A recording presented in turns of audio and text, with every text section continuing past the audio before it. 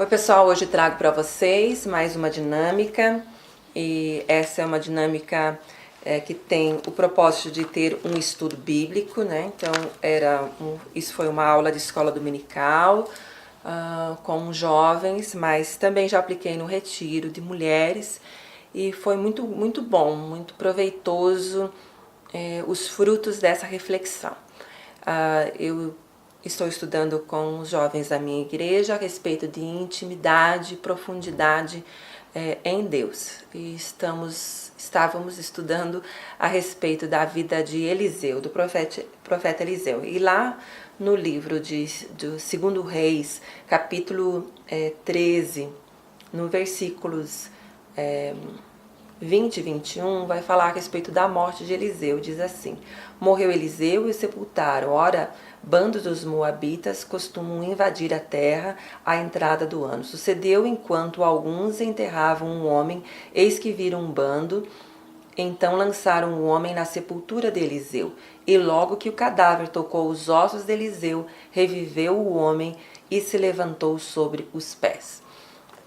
A ideia foi de pensar assim: puxa, aquele homem, né? Eles estavam enterrando um homem e aquele homem, ao tocar nos ossos de Eliseu, ele reviveu. Então, pensar assim: puxa, Eliseu tinha Deus de uma forma tão profunda, de uma forma tão intensa, de que ele tinha Deus até nos seus ossos. Então, é só para fazer uma alusão e nós pensamos então o que seria a gente ter Deus tão profundamente até nos nossos ossos.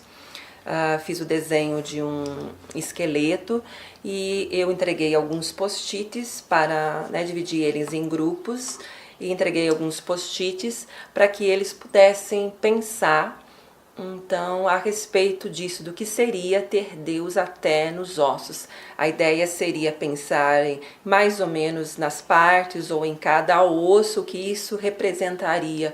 O que representaria eu ter Deus tão profundamente na minha vida que seria até nos meus ossos. Não entrei na questão aqui da própria ressurreição, do que isso significava, mas a ideia é trazer realmente a menção a isso. Então, eles começaram a pensar, então, o que seria ter Deus até no meu crânio? Então, de repente, lá eles colocaram a respeito de pensamentos puros ou ter a mente de Cristo, né? Então eles cada um ia escrevendo no seu post-it e ia colando ali: Deus tão profundo nos meus ossos que o que atingiria nos meus braços, por exemplo, sustentar os outros, apoiar. Então você pode pensar em várias coisas que estejam ligados aos braços, às mãos. Então vai falar a respeito de ações, ou ajudar, ou estender a mão, alguma coisa assim. E aí eles foram pensando em cada um, né, dos ossos ou das partes. Quando chegou nos pés, então pensar de que os pés, o que seria eu ter Deus tão profundamente que chegaria aos ossos dos meus pés, levar a palavra a outros povos, anunciar a Cristo, seria isso. Então, essa é a ideia, é aí pensando em cada uma das partes.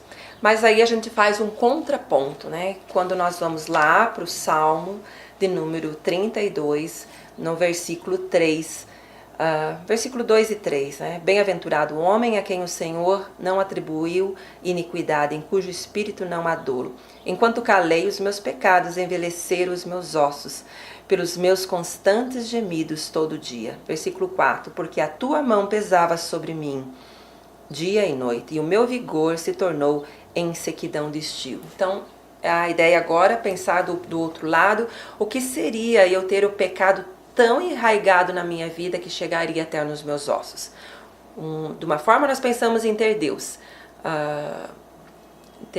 profundamente em nós. Agora pensar o que seria a gente ter o pecado tão profundamente arraigado. Então, da mesma forma, eles foram pensando em cada uma das partes, então ali, né?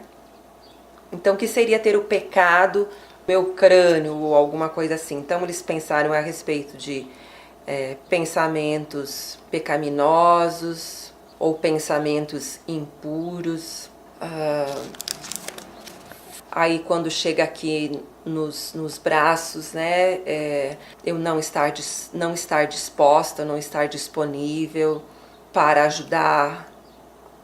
Nas mãos, pensamos na questão do roubo. Então, várias coisas assim que foram colocadas, né? Quando chegou aqui, né, nos joelhos, então pensamos naquela citação da Bíblia que fala a respeito dos joelhos trôpegos, né? Que fazem a gente cair, fazem a gente tropeçar, os pés que vão para longe, pés que fazem o caminho para longe de Deus, pés que vão para longe do caminho de Deus. Então, várias coisas aqui.